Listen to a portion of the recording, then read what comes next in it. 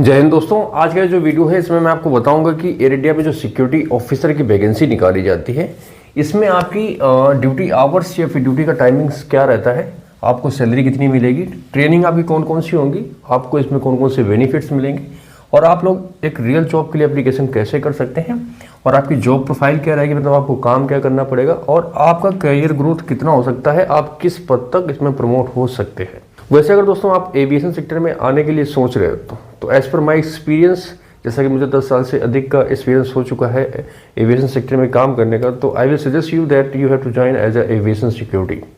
क्योंकि aviation security में आप बहुत ही कम समय में, अगर आपके अंदर क्वालिटी है, आपके अंदर स्किल्स है, तो आप बहुत ऊपर तक जा सकते हैं। आप इंटरनेशनल सेक्टर में बहुत अच्छी तरीके से मूव कर सकते हैं 2 से 3 साल बाद, बट उसके लिए एक क्राइटेरिया होता है और उसमें एप्लीकेशन कैसे कर सकते हैं, सारी चीज़ें मैं आपको अपने गाइडेंस में बताने वाला हूं। इसलिए आप लोग इस वीडियो को पूरा डिटेल्स में देखें और चीज़ें समझें जो कि आप लोगों के लिए बहुत ही यूजफुल होने वाली है। और आप लोगों को छोटे से रिक्वेस्ट है, प्लीज़ आप लोग इस चैनल को सब्सक्राइब कर लें, जिससे आप लोगों को समय समय पर एविएशन सेक्टर की हर एक उस जॉब के बारे में पता चल जाए जो आप लोगों के लिए इंपॉर्टेंट है। क्योंकि मैं दोस्तों आपको ऐसी जॉब के बारे में बताता हूँ जो बिल्कुल रियल होती है, उसमें आपको एक भी % सोचने की आवश्यकता नहीं होती है। क्योंकि मैं खुद एविएशन सेक्टर में हूँ, तो मुझे चीज़ें अच्छी तरीके से पता है कि क्या फ्रॉड है, क्या सही है, क्या गलत है। ठीक है, तो आप लोग इस चैनल को सब्सक्राइब कर लें। बाकी मैं आपको बता दूं, एयर इंडिया में रिसेंटली सिक्योरिटी ऑफिसर की वैकेंसी निकाली गई है, जिससे संबंधित मैंने अपने चैनल पर ये वाला वीडियो अपलोड कर दिया है। आप लोग इस वीडियो को देख लेना, जिसने नहीं देखा इसका लिंक आपको डिस्क्रिप्शन में मिल जाएगा, उसके थ्रू आप लोग इसको देख सकते हैं। अब बात आती है कि इसमें आपकी ड्यूटी टाइमिंग्स क्या रहती है, क्योंकि जब मैंने कल वीडियो अपलोड किया था तो काफ़ी आप लोगों को कमेंट आ रहे थे कि सर इसमें ड्यूटी टाइमिंग्स क्या रहती है। तो मैंने आपको हमेशा बताया कि एविएशन सेक्टर में कोई भी आप पोजीशन के तौर पर किसी भी एयरलाइंस में ज्वाइन करते हैं तो डिपेंड करता है कि वो एयरपोर्ट कितने घंटे रनिंग रहता है। तो जैसे कि ये वैकेंसी दिल्ली एयरपोर्ट के लिए थी, तो दिल्ली एयरपोर्ट 24/7 रनिंग रहता है। तो इसमें 3 शिफ्ट आपकी बनती हैं। ठीक है, 2+2+2 इस पैटर्न में आपकी शिफ्ट लगती है, 2 मॉर्निंग, 2 आफ्टरनून और 2 नाइट। ठीक है, टाइमिंग में आपको बता देता हूँ।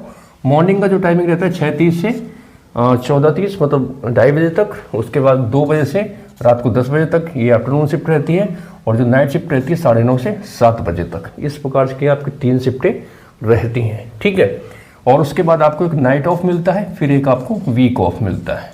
इसका मतलब ये हुआ कि 2 मॉर्निंग, 2 आफ्टरनून, 2 नाइट, उसके बाद 2 छुट्टियाँ, फिर आपका अगली मॉर्निंग स्टार्ट होगी। ठीक है, इस प्रकार से आपका ड्यूटी टाइमिंग्स वगैरह रहने वाला है। सैलरी की बात करें तो इसमें आपको जो CTC मिलता है, जब आप सिलेक्ट होंगे तो आपको जो ज्वाइनिंग लेटर दिया जाता है उसमें आपको CTC मिलता है। तो उसमें 3,75,000 का आपका CTC रहेगा, प्लस आपको 6,000 रुपये साल में रिचार्ज के लिए दिए जाते हैं, प्लस आपको 12,000 रुपये इसमें वाईफाई प्लस अदर जो लाइफ स्टाइल होती है उसके लिए आपको दिए जाते हैं। प्लस अगर आप इसमें स्क्रीनर एग्जाम पास कर लेते हैं तो आपको 3500 रुपये आपको स्क्रीनर अलाउंस भी इसमें अलग से मिलता है। और इसके अलावा इसमें आपको 400 रुपये नाइट अलाउंस भी मिलता है।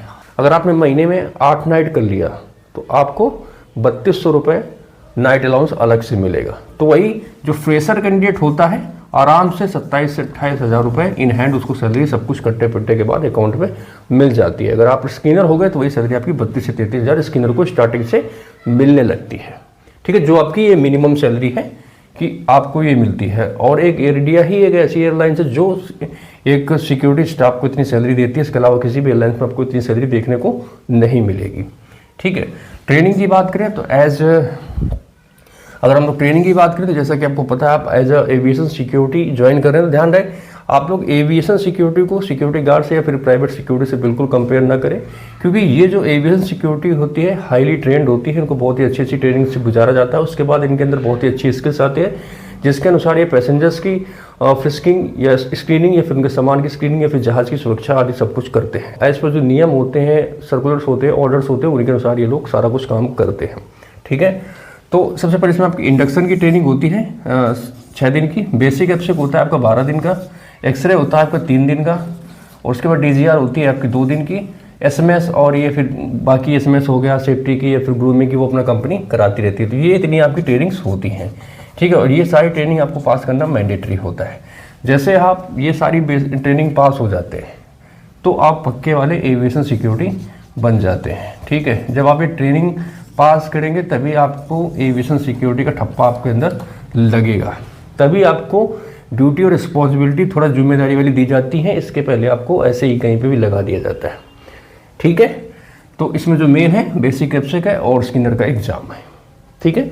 नॉर्मल से एग्जाम होता है, कोई बहुत हाई फाई एग्जाम नहीं होते, नॉर्मल 99% कैंडिडेट सारे पास हो जाते हैं, इसमें कोई दिक्कत वाली बात नहीं है, ठीक है। अगर इसके बाद हम लोग इसमें बात करें बेनिफिट की कि इसमें आप ज्वाइन करते हो आपको कौन कौन से बेनिफिट मिलेंगे, तो सबसे पहले कंपनी आपको सारी ट्रेनिंग कराती है। कहते नहीं कि बहुत सारे फ्रॉड लोग होते हैं जो ट्रेनिंग फीस यूनिफॉर्म के नाम पे आपसे पैसा लेते हैं, सारे फ्रॉड होते हैं, बेवकूफ़ होते हैं, गधे होते हैं, ठीक है। एक रियल कंपनी है, एक रियल जॉब में आपका ट्रेनिंग है, फिर यूनिफॉर्म को चार्ज कहीं पर भी नहीं बढ़ता है। तो इसमें आपको ट्रेनिंग सारा कंपनी कराएगी, यूनिफॉर्म कंपनी देती है, इसमें आपको प्रोविडेंट फंड करता है, इंश्योरेंस मिलता है, फ्लाइट टिकट्स मिलते हैं, और सबसे अच्छी बात में जॉब सिक्योरिटी मिलती है, क्योंकि ये जो एयर इंडिया है now is the part of Tata group, ठीक है। तो जो टाटा ग्रुप का टैगलाइन है वही आप लोगों के लिए काफ़ी है, ठीक है। अब बता दी हाउ टू अप्लाई, एक रियल जॉब के लिए एप्लीकेशन कैसे करें। मैंने आपको पहले ही बता दिया था कि आप मेरा चैनल सब्सक्राइब कर लें। एविएशन सेक्टर में कोई भी जॉब अगर आती है सबसे पहले आपको मेरे चैनल पर उसके बारे में इन्फॉर्मेशन मिलेगी, ये मेरी गारंटी है। और जितनी भी इन्फॉर्मेशन मैं दूंगा वो बिल्कुल 100% रियल होगी, उसमें आपको डाउट करने की जरूरत नहीं है, ठीक है।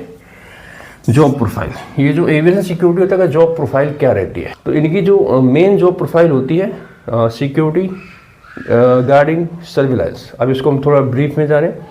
सिक्योरिटी मीन्स आपको पैसेंजर्स की फ्रिस्किंग करना है, उनके सामान की स्क्रीनिंग करनी है, जहाज़ की सुरक्षा करना है, जहाज़ की चेक इन करनी है, जहाज़ के अंदर कौन जा रहा है, जहाज़ के बाहर कौन है, ठीक है। सारी चीज़ें आपकी रिस्पॉन्सिबिलिटी में रहेंगी। मेन आपका एक्सेस कंट्रोल होता है, अनाधिकृत प्रवेश को रोकना, ठीक है। कोई फर्जी का सामान नहीं जाना चाहिए जहाज़ में, और जहाज़ का सामान बाहर नहीं आना चाहिए, ठीक है। जो वैलिड लोग हैं जिनके पास वैलिड पास है, एपी है, वही जहाज़ तक पहुँच पाएंगे, इसके अलावा कोई वहाँ तक नहीं पहुँचना चाहिए, ठीक है। जहाज़ के अंदर जो भी सामान जा रहा है वो आपको स्क्रीन करना है एक्सरे मशीन पे, आपको वेरीफाई करना है जहाज़ ये सामान ओके है, ये जहाज़ के अंदर जाएगा तभी जाएगा, अदरवाइज जहाज़ के अंदर कोई सामान नहीं जाएगा।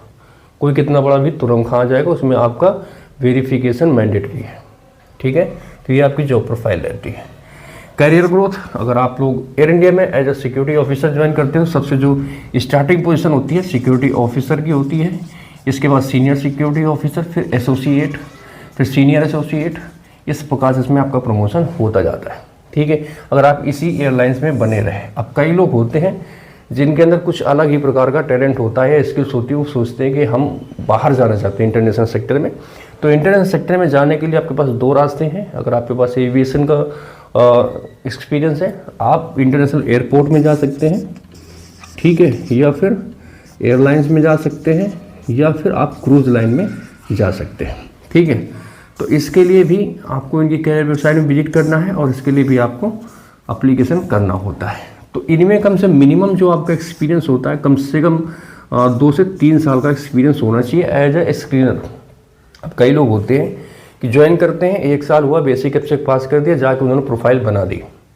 मैं आपको बता रहा हूँ, जब तक कम से कम 3 से 4 साल का आपके पास एक्सपीरियंस ना हो जाए, जब तक आप लोग किसी भी इंटरनेशनल जॉब के लिए अप्लाई मत करें। क्योंकि एक बार एक कंपनी में आप लोग अप्लाई कर देते हैं, वहाँ पे आपकी प्रोफाइल एक बार ब्लॉक हो गई, तो दोबारा आप 1000 बार एप्लीकेशन कर लो, आपको कभी रिप्लाई नहीं आएगा।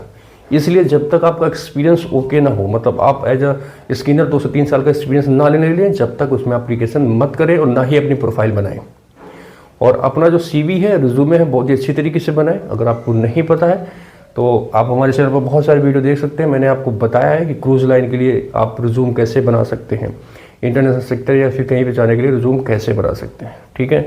तो काफ़ी चीज़ें हैं, तो देख सकते हैं। अगर आपको कोई गाइडेंस की ज़रूरत है तो आप हमसे ले सकते हैं। हमारी गाइडेंस आपको इसलिए दे रहे हैं क्योंकि हम इन सभी प्रोसीजर से गुजरे हैं।